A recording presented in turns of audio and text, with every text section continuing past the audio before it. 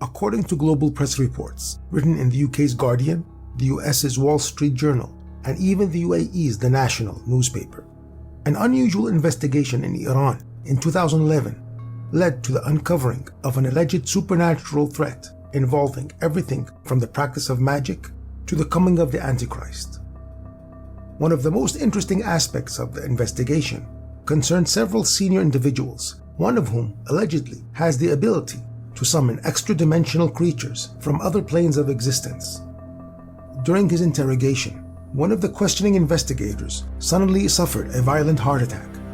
It's believed that a jinn was summoned into the room where the questioning was taking place, whereupon it attacked the interrogator.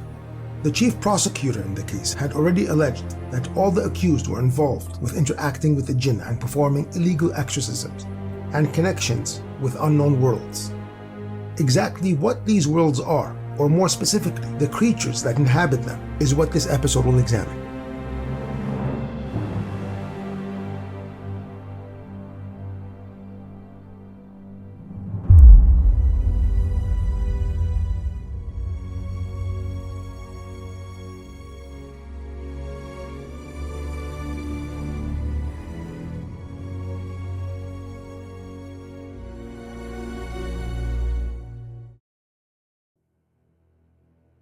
Although Persia and the wider Middle East demonology often presents demons as entities that can interact with humans in a physical form, they also play a role in metaphors for the human condition, where they are a manifestation of personal, cultural, and sociological problems. However, as we will show, that line between metaphor and reality is sometimes blurred, as these demons or jinn are perceived as an actual physical threat. So what are the jinn, and their importance to the region's history and religions? These entities are mentioned in the Holy Quran at great length and are essentially understood to be spiritual versions of humans that exist outside of our visual range, or perhaps even outside of our dimension. Made from fire, like us, they are born, have natural and tribal traditions that varies from location to location, follow different religions, have families, and all eventually die. Some Islamic scholars even believe that when a jinn dies, its spirit goes to the purgatorial realm of Barzakh, otherwise known as the world of spirits, a dimension composed of pure energy, where according to some traditions, deceased humans also go. Like humans, some jinn are inherently good, some are evil, and some are just neutral. However, unlike humans, they can live for hundreds of years and have abilities that go way beyond our own. Of course, the concept of these spiritual entities in Persia and the wider Middle East predate Islam, Christianity, and even Judaism. Different cultures have different names for what are essentially the same beings, with lores and mythologies varying greatly while still adhering to the idea that some pose an extreme threat to humans. Sometimes that spiritual threat could manifest in a physical, tangible form, such as possession, for example.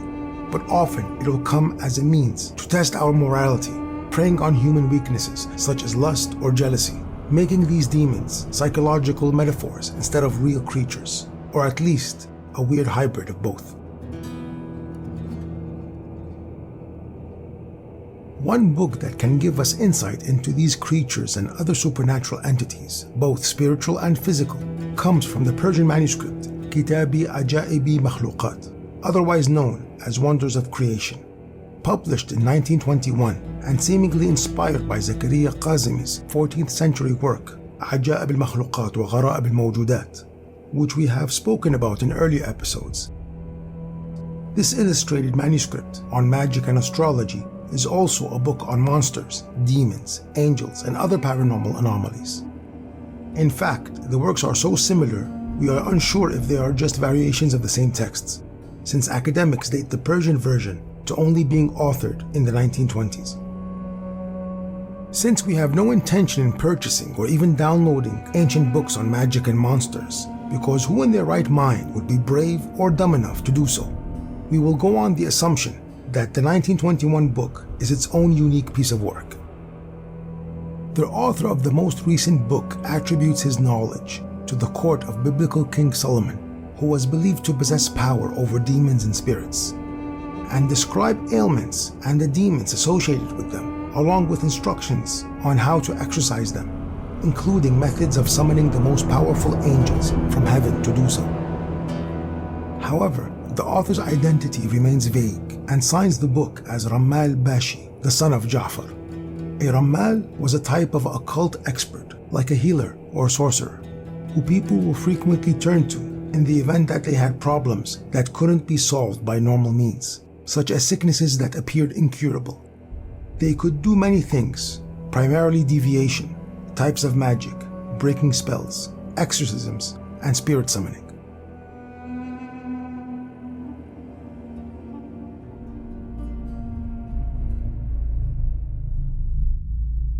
Today, practicing Rammals still exist in Iran, typically performing palm reading, faith healing, and exorcisms, but they have been outcast to the fringes of society. Like in most Islamic countries, the practice of magic is illegal.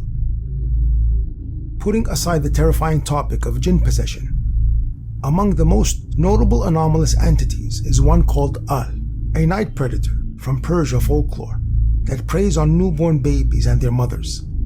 According to tradition, it is said that the woman who is in labor or has just given birth must not be alone for at least 10 days, and she should keep the lights on around her all the time. If not, this Al creature would attack her and her child. This anomaly is usually depicted as an old woman with sharp teeth and was part of a larger pantheon of demons known for destroying lives. However, anthropologists and psychologists interpret this creature as merely a cultural means to explain instances of the sudden death of a mother or a child after pregnancy. These myths grew in a time where medical knowledge was non-existent, so supernatural explanations were often employed. Therefore, real encounters with such an entity have never actually been reported, as far as we are aware of at least. Unfortunately, the same cannot be said for the Bakhtak, a demon that attacks people in their dreams.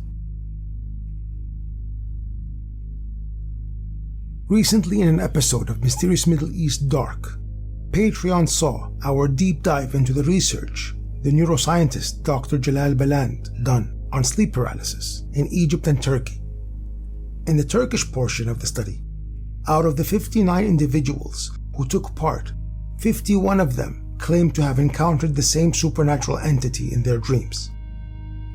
This anomaly, known as the Kharabasan, is a malicious jinn that paralyzes its victims in their sleep before torturing them.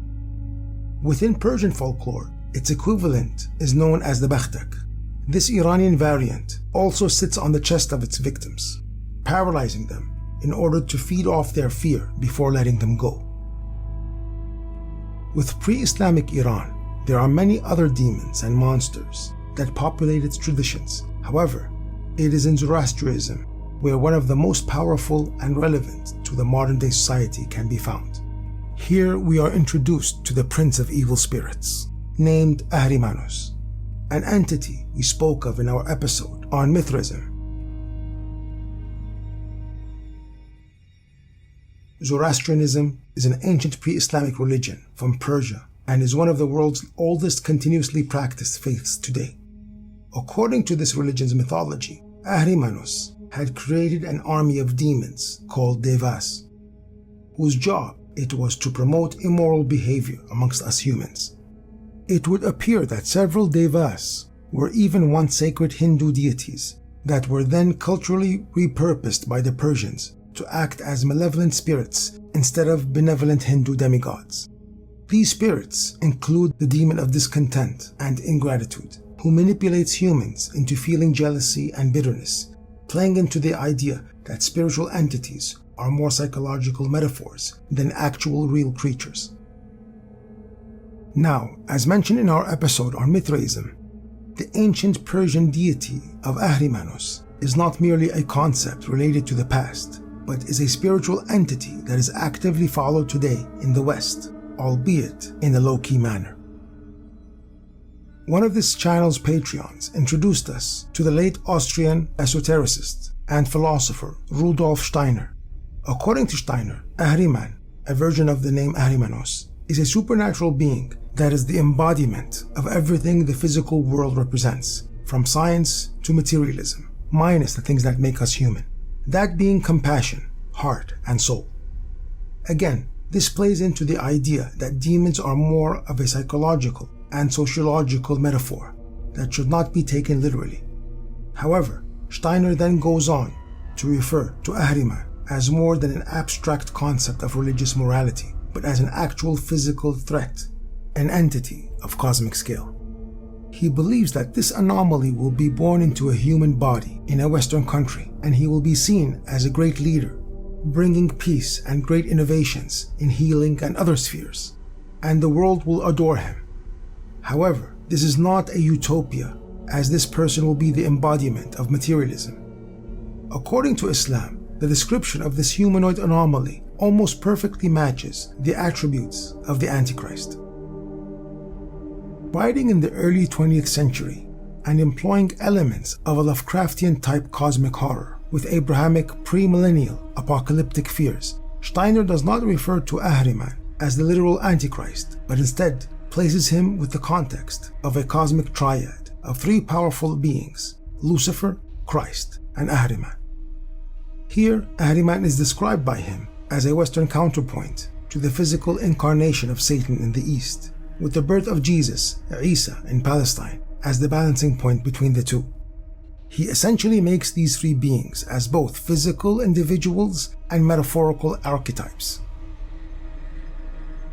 With that, and in conclusion, the most cynical amongst us can view Ahriman, the Devas, and other creatures of a spiritual nature as merely a manifestation of human fears, concerns, and doubts in physical form.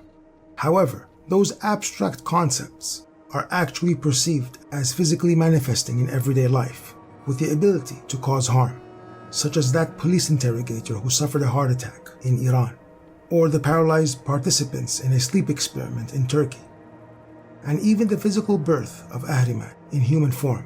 Then we should be more wary of where the line between metaphor and reality becomes blurred. So what do you believe? Are these creatures real, or just psychological and sociological manifestations of our physical and cultural anxieties? And if you believe they are real, have you ever encountered one of these anomalies? Sound off in the comments. And of course, share, like, and subscribe. And consider supporting the growth of my friend the Mysterious Middle East on Patreon. Okay, now on a personal note, saying the word Zoroastrianism had me choke on my own teeth and lips. I think if I say it a few more times I might pass out. Also, please come across to my own channel, Optimistic Arab, where I look at more grounded topics regarding culture, society, and the arts in the Middle East and its wider diaspora. Also, I wanted to make a shout out to Corky Ziados. I hope I'm saying that correctly. I wanted to say thanks for the humbling comment you left. I never imagined that I could help someone so much. You shared something very personal, and I think it was very brave. So thanks a million.